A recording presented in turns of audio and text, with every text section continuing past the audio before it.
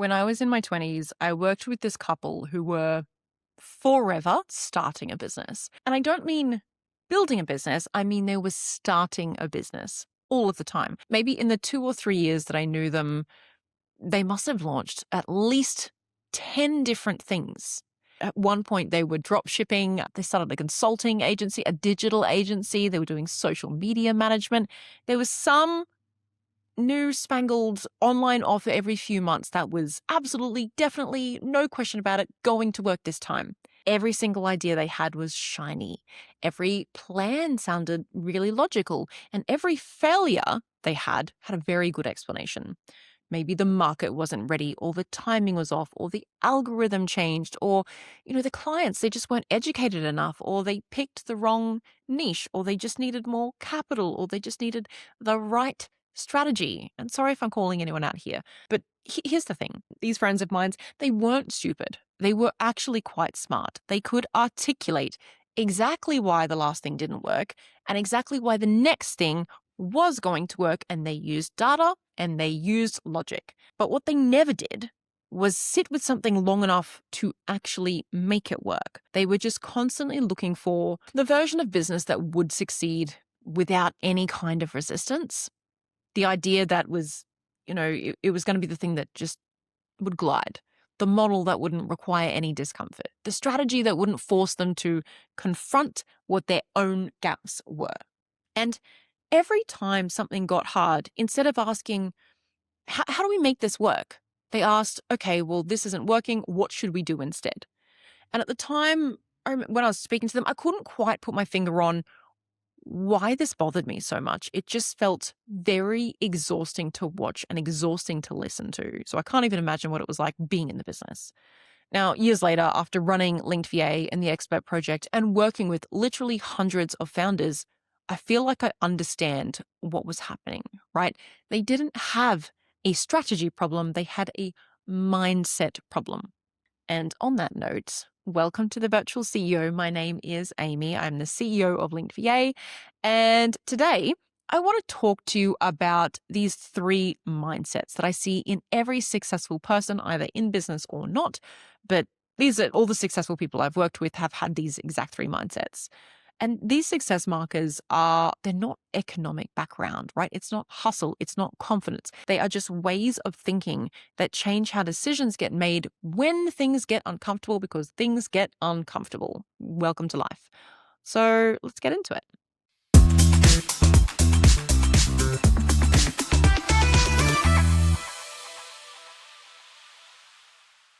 Now, I am a deeply pattern-seeking person. I'm always trying to crack the code, and not in this manifest it harder kind of way, but in I'm genuinely curious way. How can 2 people do exactly the same thing and get completely different results, right? What is the variable that no one is talking about? So back when I was coaching business owners one-on-one, I feel like I saw this constantly, right? I'd give 2 people the exact same marketing strategy. I'd give them the same advice. They'd get the same framework. They'd get the same expectations. And one person would get traction and the other would swear to God it just didn't work for them. And at first, I did a lot of digging. I assumed, maybe there was some kind of market differences. Maybe it was something about their offer quality. Maybe it was the aesthetics. Maybe it was the pricing or the experience, right? And sure, all of those things do matter a little bit. But after watching this play out enough times, it was very clear that there was a different pattern emerging, right? And you're probably going to roll your eyes when I say this, but the difference, it wasn't strategy at all. It was 100% mindset. The people who were hesitant, who were defensive and already convinced that nothing worked for them never did well, ever. They came into the process armed with bullshit stories, right? They said coaches in the past had screwed them over. The industry was saturated, their audience was different, and I just didn't understand. And they'd tried everything already, and they told me why everything wouldn't work for them. And every suggestion was met with another explanation of, no, this won't work for me because blah, blah, blah, blah, blah. And shockingly, it didn't, right? Meanwhile, the people who, by the way, in the same industry, the people who consistently got results sounded completely different. that say things like, oh, okay, well, that didn't quite land. How can we improve it?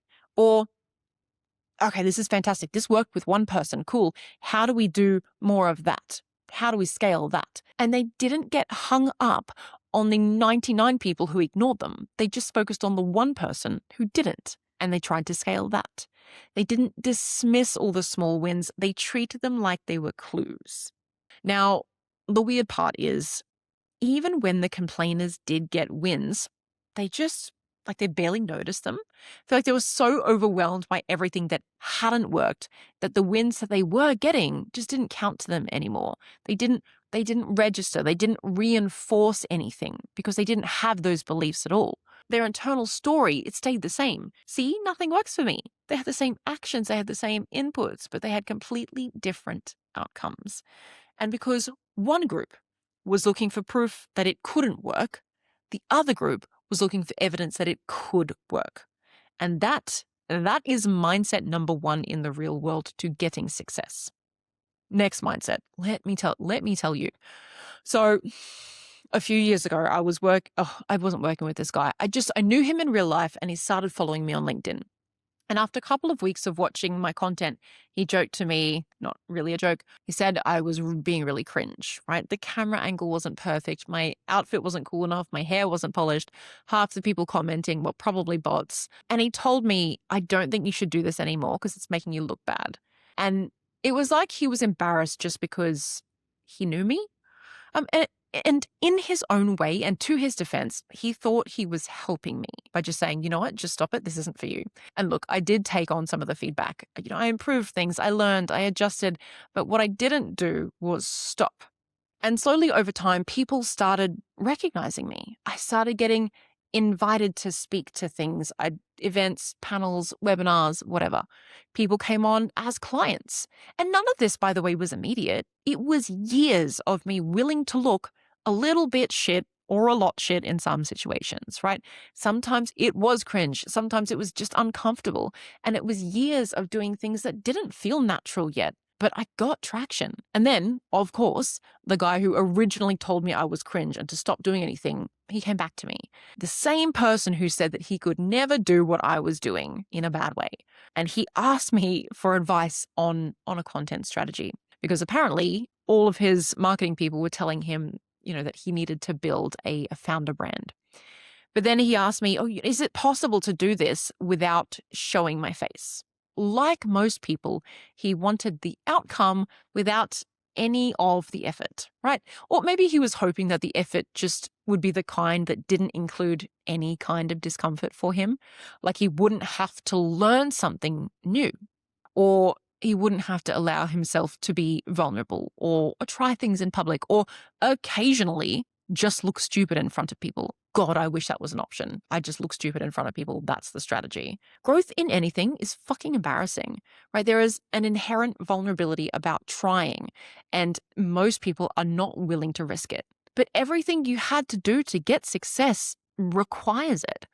You can't have this holier than thou energy when if you only do things that are you're already amazing at. I really fumbled that sentence. You get what I mean. But that is the difference that I see over and over again, right? The people who move forward aren't necessarily braver. They aren't smarter. They aren't more confident. They just don't mistake discomfort for a warning sign, right? And that is the second mindset that I see in every successful person. They do not confuse discomfort with danger. Discomfort feels awful. It is awkward. It is exposing. It is clunky, right? It lights up your nervous system and makes you just want to retreat or justify or disappear. But discomfort is not telling you something is wrong. It's telling you something is new. Danger is something else entirely, right? It's irreversible damage. It's real risk. It's putting your business or your safety on the line. And most things inside a business are not dangerous. They are just uncomfortable. Posting content is uncomfortable. Giving feedback is uncomfortable. Being visible, selling, saying no, asking for more, learning in public, right? All of these things are uncomfortable. None of them are fatal. When you treat discomfort like it's danger, you stop too early. You avoid the very actions that are going to be creating growth. And you tell yourself that, you're being sensible when you're actually just protecting your ego. And the people who get traction understand this instinctively and they expect the awkward phase. Some of us are hoping to grow out of that awkward phase. Fingers crossed, guys. But they don't panic when something feels embarrassing. They know that feeling exposed is usually just the price of entry, right? It's not a sign to turn around. And if you want different outcomes, you don't need to feel better first. You need to stop letting discomfort make decisions for you. Anyway, I'll stop harping on about that one. Third mindset. The third mindset is where it really all comes together, okay? And this is the one that people, they avoid all of them, but they really avoid this one because it removes every excuse or every comfortable excuse. And that is that successful people take responsibility for outcomes, not conditions. So conditions are the stuff that everyone loves to talk about, right? The economy, the algorithm, the market, clients, staff, timing, competition, the platform, the industry, the weather, Mercury being in retrograde, like whatever it is. And look, conditions are real. I'm not pretending that they don't exist and that they don't help shape your environment. They absolutely shape the environment that you're operating in and make some difference to your work or your success. But they are not the same thing as outcomes. Outcomes are like, let's say, revenue, growth, traction, retention, momentum, like a business that actually moves forward. And unsuccessful people hand responsibility of their success to conditions. And they explain results through things that are outside of their control. So they'll say things like, sales are slow because people aren't spending right now. We're not in a very good market. They'll say things like, content isn't working because the algorithm hates them, or it's changed, or it's, shadow banned them. Or staff don't perform because no one wants to work anymore. Oh, I hate hearing that. Or, clients are difficult because that's just how this industry is. And once the responsibility leaves you, so does your power. And again, I'm not saying that any of these things aren't true. Just don't hang your hat on them. Because if conditions are the reason, then there's nothing for you to change. All you can do is wait, and you cope, and you complain, and you lower expectations. But successful people, they don't deny that these conditions exist. They just don't let them be the final word, right? They acknowledge what is happening, and then they ask a different question. Given these conditions, what can I still influence? Let's say, if the market is quiet, what does that mean for my messaging strategy? How do I need to change it? If the social media algorithm shifts, what does that mean for my formatting or my frequency or my topics, right?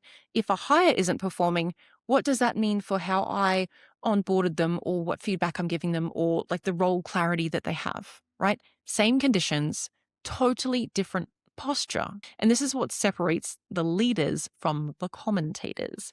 Commentators are there to narrate what is happening to them, and leaders decide what is happening next. And this mindset is uncomfortable because it removes the illusion that someone else is in charge. Okay? It means accepting that even when things aren't your fault, they are still 100% your responsibility. But that is also where your leverage is, right? And the moment you stop blaming conditions and you start owning outcomes is when you regain control. You stop waiting for things to improve and you start engineering improvement instead, okay? And that's why these three mindsets, they show up together. They go hand in hand. They probably even sound similar to some of you. You will always look for ways that things can work. You don't confuse discomfort with danger, and you take responsibility for outcomes, not conditions. That's the three things that you need. It's just a different way of thinking where you get different decisions, and that means you get different results. And that's the difference between people who stay stuck explaining their circumstances, right? And the people who actually change them.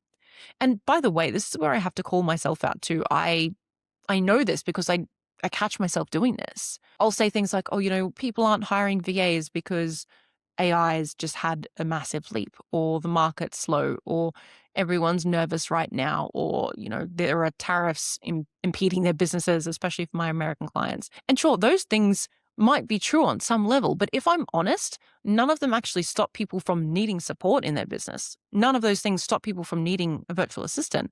They just make it more comfortable for me to hesitate. A coach I had years ago once said to me, Amy, there is every reason in the world why something won't work if that is all you're going to look for. And he was right. I can't control the economy. I can't control the market. I can't control what people are going to be scared of this month. And there's always a new thing. But I can control whether I let those conditions become the excuse that stops me from taking action, that leads to the outcome that I want. And that's the shift.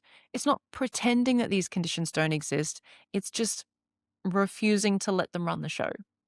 And this is why I feel like mindset isn't some fluffy motivational add-on. It's supposed to be the operating system that everything else runs on. If you are always looking for reasons that things won't work, you are going to find them. If you treat discomfort like it's danger, you're going to pull right back before the traction shows up. And if you hand responsibility to conditions instead of owning outcomes, you are going to stay stuck explaining instead of building. Now, none of this requires you to be fearless or special or wildly confident. It just requires you to notice that the rules that you're playing by and decide whether they're actually serving you. All right. That is where I'm going to leave you today. If you have made it this far, you are legally required to give the virtual CEO 5 stars. I'm sorry, I don't make the rules. But please send this to someone who needs a reminder to stop waiting for the perfect conditions. And I shall catch you next week.